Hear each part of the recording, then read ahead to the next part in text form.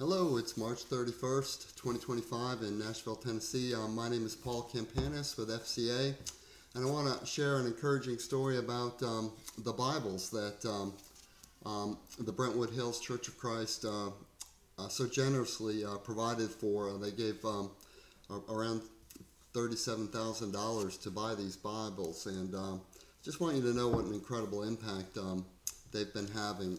I've been working in several of the high schools. Two this semester, but several over the years, as I've been a character coach with FCA for many years now. And these Bibles and the contribution of these Bibles has made just an incredible difference. And so this story, I guess it started back at the beginning of the year. We had a school that had a history of violence in Nashville, and so I was in contact with the coach that I had a contact there, and I was trying to get in touch with him, and he had a health episode, and it took a long time, but we finally got a lunch meeting with a lot of the school faculty, and met a lot of them, met a lot of the coaches, and then we got phone numbers, and I followed up with one of the other coaches, a specific coach that said he was interested, and and so I got an appointment to go there on a Wednesday and meet with the team, and I was encouraged about that. But before I went, I wanted to have Bibles for the kids because I know that this makes a big difference to have a Bible.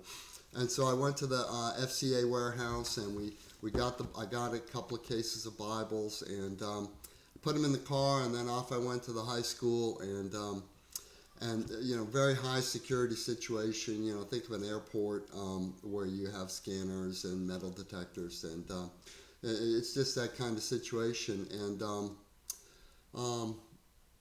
let's see. So, and then I guess it was about who was I meeting with? It was about a week before that.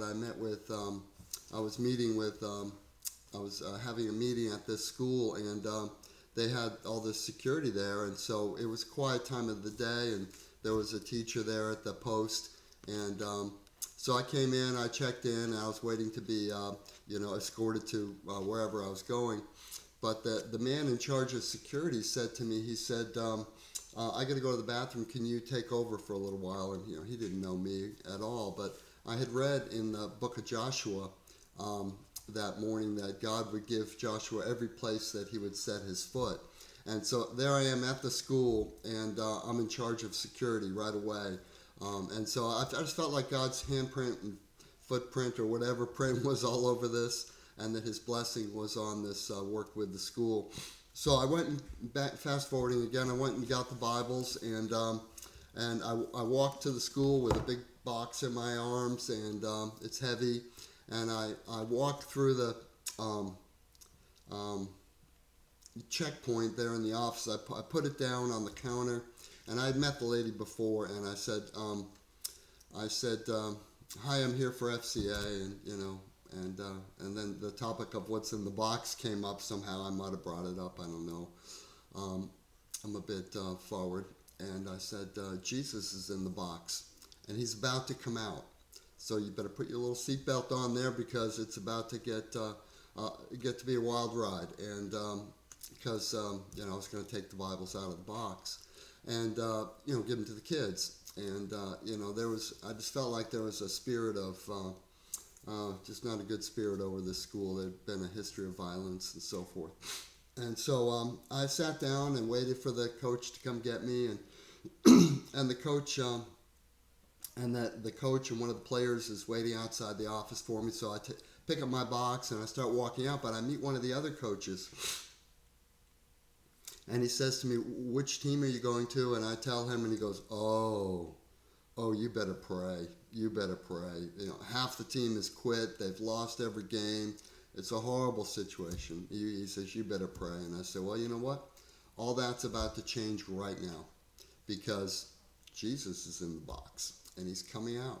And he got a big laugh out of that, and we had a good time. And then I walk out of the office, and I walk right into the middle of a fight between two women, students at the school. The police were there. The teachers were all, hair disheveled and shirts pulled and torqued and clothing torn and I didn't really know what I was doing at first. I didn't know I was walking into a fight, but I walked into this fight and and talking to the police and everything, and then the boy, one of the players with the coach is there, so I hand the player the box because I didn't want to arrive having to talk to the team all winded, and and so we started walking up the stairs, big flight of stairs, and we walk into this room, and there's maybe a dozen or so players, and they're all like laying over the desks on their phone, very sort of disarray kind of situation, very tired kids it looked like. So I said to them, I said to the boy who brought me in, is this the team? And he goes, yeah. And there was some concern they wouldn't have enough numbers to actually, have a team. So that was one of my first concerns. So that the team would have been disbanded by the time I got there. So I got all the kids in the middle of the room, and we made chairs into a circle, and I started counting. I said 1, 2, 3, and I counted on up, and I said, "What are we?" And no one answered. It's like that a lot in high schools. No one says anything. It's just like, "Who's this new guy? He's a whatever," and we're not going to talk.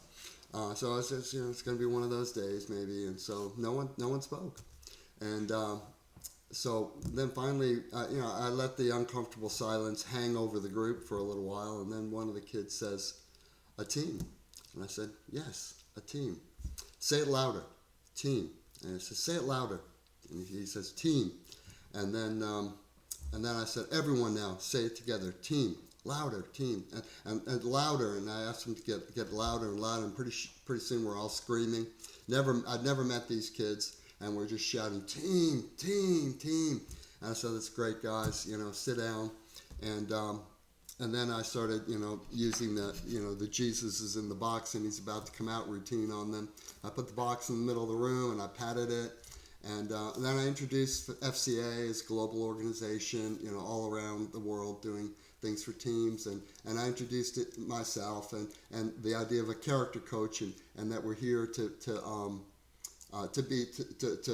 play ball, but we're this team is important, but we're going to be in teams later in life. We're going to be on the family team. We're going to be on the company team, and we're going to be in the community team in our communities. And so we're learning the basics of being a team now, and that's going to really pay off later.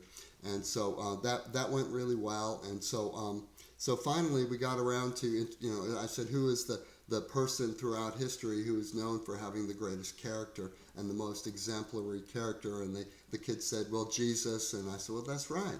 And I said, he's in the box and he's about to come out. And that was weird. But they were having fun by this time. And so I said, now, who wants to open the box? And it got really quiet. And then I said, I just waited, and then finally one of the kids, one of the boys comes forward and says, I'll open the box. I said, all right, that's great. And so he opens the box, and I pull out these Bibles, the FCA Athlete's Bible, and then I pull it out, and I start reading in John chapter 1. In the beginning was the Word, and the Word was with God, and the Word was God. And so that's how I explain the rationale for saying Jesus is in the box, because the Word is God, and Jesus is the Word, and so forth. It's a bit of a stretch, I guess. But so I said, now Jesus has come out because His Word has come out, and it's going to come into our hearts, and we're going to learn the character of Jesus through these writings here, and then so I said, I need someone to come and read the verse for today. It's going to be in Matthew 4, 1 through 4. And there was someone behind me, I won't say who it was, but he said, none of these kids can read, or none of these kids will read, something like that. And I got a little indignant, and I thought to myself, well, I was just thinking, if it's their destiny to read the Word of God and to preach the Word of God, if one of these kids is an evangelist, don't say that, or if, you just don't think highly or don't want to, call these kids to a higher level, I will. And I waited, pregnant pause, quiet over the group. But one kid comes up and says, "I'll read it." And he did. And I put I put my hand on his shoulder because I was really proud of him for doing that. And I watched along with him as he read. And he misread one word, but the rest of it, he got it. And he read it to the group. And there was one boy in the group that is a Muslim. And so I said to him, I said, is anyone here a Hindu or Muslim? Because, I just want to know. And he said, I'm a Muslim, and I'm celebrating Ramadan and so forth. And I said, well, the Muslim faith, they say that Jesus is a prophet, so there should be nothing here today that would offend you. So I... that was all right, and there's some definite situations in with these kids that it didn't look normal, and several of them, but we kept going, and I did the study Matthew 4:1-4, where Jesus is in the wilderness, fasting 40 days and 40 nights, and I looked at Jesus' determination, his discipline, his focus, his obedience to God, and that's like following the rules of society and the coaches and the laws of the land, that kind of thing, but how he was in submission to God. And so when Satan came to tempt him and said, tell these stones to become bread, he said, man does not live on bread alone, but by every word that comes from the mouth of God. And the basic form of the lesson was that we need to read the Bible every day, because if man does not live on bread alone, so if we're not reading the Bible, if this isn't going into our spirits and our souls, we don't have life. We're not living, and we're like those starving children that you might see in an ad for a charity or something. And so that lesson went really well. It went on for about 30 minutes, and the kids were participating and everything. And then at the end, they are already holding Bibles. So I want you to take these home, and I want you to read them every day.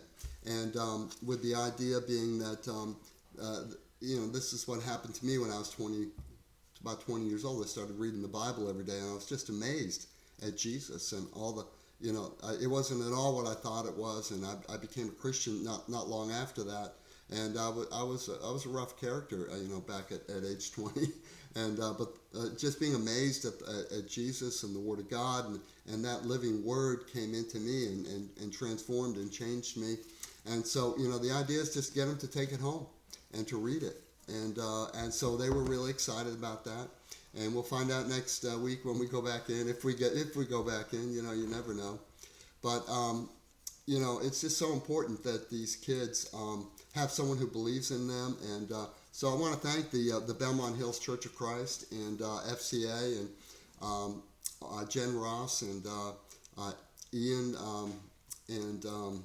Ian Draper and just his wife and all the people at FCA that are being a part of this and leading this charge. It's just so important that we reach the young people for Jesus, and these schools need Jesus. There's a lot of violence in the schools these days, a lot of fights, there's some shootings, and it's when you don't have Jesus in a place or at the center of something, it's just not the same. And so these Bibles are going a long way to helping bring Jesus into the schools and into the hearts and minds and lives of the young people in our society. So your contribution and your sacrifice has made a huge difference, and we're looking forward to distributing more and more of these Bibles and really letting God do what He does best, changing hearts and minds and saving souls. So thank you for watching, and thank you for your sacrifice giving the Bibles.